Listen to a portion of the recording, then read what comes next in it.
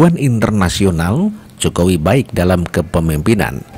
DPR jadi pecundang.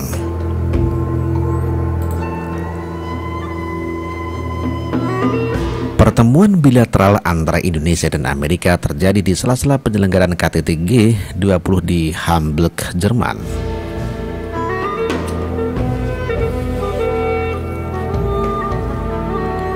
Presiden Joko Widodo memiliki cara tersendiri untuk mencairkan suasana pertemuan perdananya dengan Presiden Amerika Serikat Donald Trump.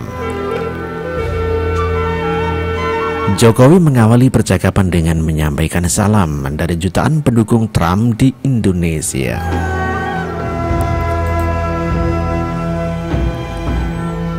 Saya ingin menyampaikan salam dari jutaan penggemar Anda di Indonesia. Mereka tertarik untuk menyambut Anda di Indonesia. Demikian kata Jokowi saat bertemu Trump di ruang pertemuan bilateral Hamburg Messe und Kongress.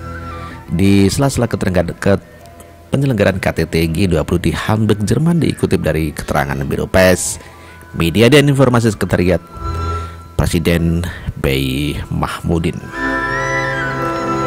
Di dalam percakapannya, Jokowi menyampaikan apresiasi atas kunjungannya Wakil Presiden Amerika Serikat Mike Pence ke Jakarta beberapa waktu yang lalu. Kunjungan Pence menandai komitmen Amerika Serikat untuk mempererat dan memperkuat hubungan dengan Indonesia.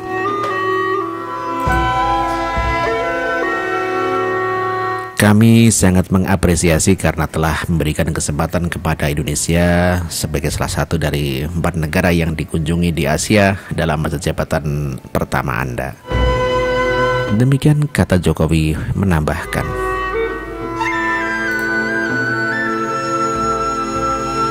Dalam pertemuan dengan Trump, Jokowi juga membahas kerjasama di bidang ekonomi dan pemberantasan terorisme.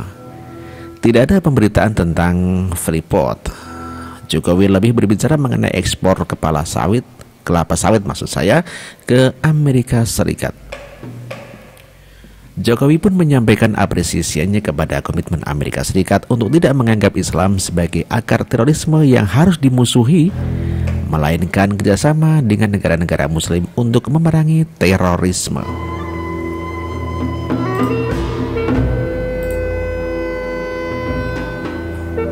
Dari apresiasi Jokowi terhadap Amerika, rasanya statement Presiden RI pun merupakan sebuah tamparan keras terhadap kaum radikal yang mengatasnamakan Islam di dalam melakukan tindakan-tindakan tak senonoh yang merugikan kemaslahatan hidup orang banyak.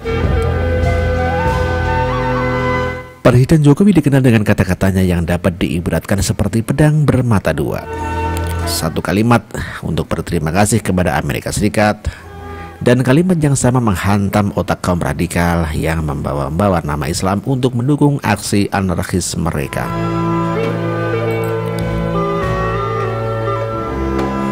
Mereka-mereka yang mendampingi Joko Widodo di dalam pertemuan tersebut antara lain adalah Menlu Retno Marsudi, Menkeu Sri Mulyani, Sekretaris Kabinet Pramono Anung, Kepala BKPM Thomas Lembong, dan Dubes Indonesia untuk Jerman, mantan Gubernur DKI yang ditenggelamkan oleh Jokowi dan Ahok, yaitu Fauzi Bowo alias Foke, dan staf khusus Presiden Ari Dwi Payana.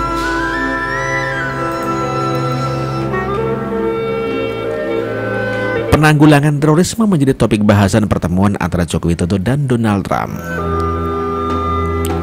Berkurangnya pergerakan ISIS di Syria dan Irak mengharuskan kita memberikan perhatian ekstra kepada pergerakan mereka di daerah lain termasuk Asia Tenggara.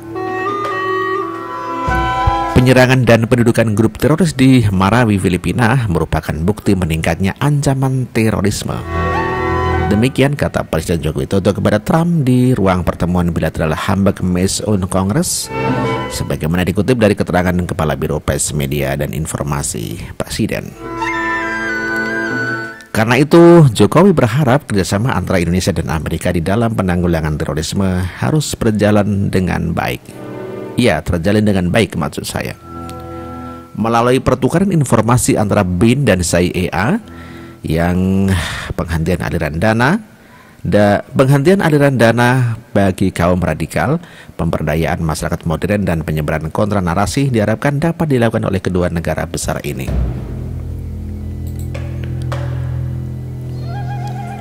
Dua negara besar Indonesia dan Amerika Serikat sudah bertemu. Masing-masing negara yang mewakili mayoritas pemeluk agama yang berbeda harus bersatu melawan pengajaran-pengajaran yang tidak bertanggung jawab. Deradikalisasi menjadi topik pembahasan yang penting untuk dibahas bersama. Sebenarnya bukan hanya kepada Amerika Serikat, Presiden Jokowi pun membahas hal ini dengan Perdana Menteri Belanda Rutte. Semakin maraknya radikalisme dan aksi-aksi terorisme menjadi momok menakutkan bagi dunia internasional termasuk Asia dan Eropa.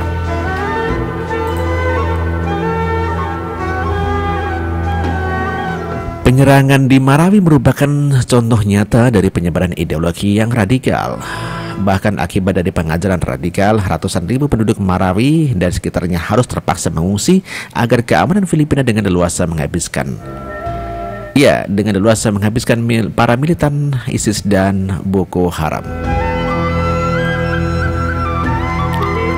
Serangan dan pendudukan kota Marawi ini merupakan wake up call bagi kita semua tentang semakin tingginya bahaya terorisme. Dan untuk menyatukan langkah dan kerjasama tiga negara memberantas terorisme. Demikian ujar Jokowi di dalam pertemuan di Hotel Steigenberger, Hamburg, Jerman.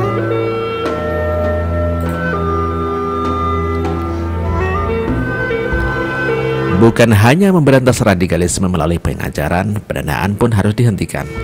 Kita tahu selama ini mereka hidup dari aliran dana yang entah dari mana. Dengan demikian, kerjasama antar negara untuk mengetahui dan menghentikan bahkan mempidanakan pendana teroris harus digalakkan bersama-sama. Setelah tiga uang dengan Ahok, ternyata Trump dianggap suka melucu. Melalui akun Twitternya, Jokowi mencuitkan kalimat Donald Trump suka melucu. Ternyata Donald Trump itu suka melucu. Kita tadi membahas kerjasama ekonomi antar negara, JKW, tulis Jokowi. Donald Trump pun melakukan apresiasi kepada Indonesia dengan menyampaikan rasa gembiranya di dalam pertemuannya dengan Presiden Jokowi lantaran Indonesia dikenal dengan negara yang memiliki leadership yang baik. Tentu dengan demikian Jokowi mendapatkan pengakuan dari luar negeri. Lantas mengapa di dalam negeri banyak para laskar keputihan yang tidak suka dengan kepemimpinan Jokowi?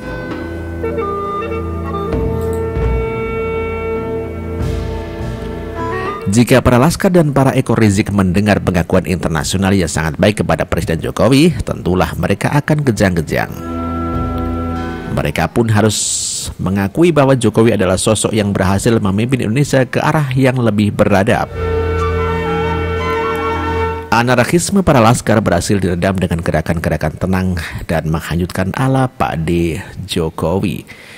Ya, Pak D. Jokowi menjadi seorang yang begitu disegani, bahkan oleh para pembenci pun tidak berkutik melihat keindahan gerakan kuda Jokowi. Banyak orang yang akan mencibir bahwa Jokowi merupakan orang yang tidak bisa berbuat apa-apa terhadap kasus Ahok. Biarkan saja mereka mencibir Jokowi, toh jika Jokowi melakukan intervensi, keadaan dipastikan akan memburuk. Tidak perlu kita pisahkan antara pendukung Jokowi dan pendukung Ahok. Jika berhasil terpisah, strategi kaum oposisi di dalam menggembosi suara Jokowi pada Pilpres 2019 dianggap berhasil.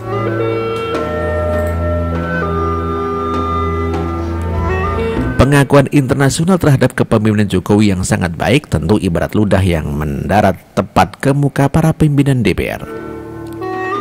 KPK begitu ingin dilemahkan oleh DPR, menandakan kepada para pimpinan DPR takut keadilan ditegakkan dan secara langsung DPR mendeklarasikan dukungan terhadap aksi korupsi dengan kehadiran mereka kepada narapidana koruptor.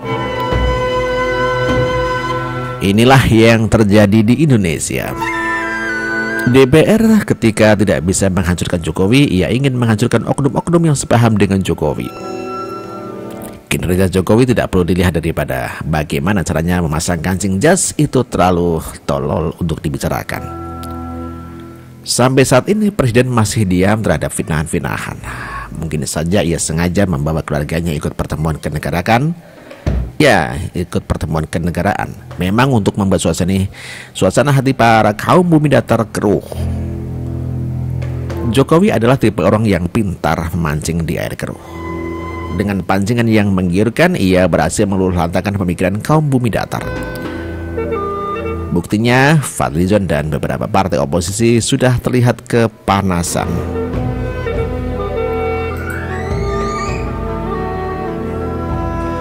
Saya harap kita menjadi teman dan bisa menghasilkan banyak kesepakatan.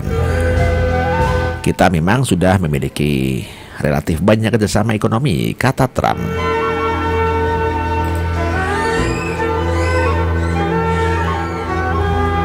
Betul kan yang saya katakan? Hai Sebastian.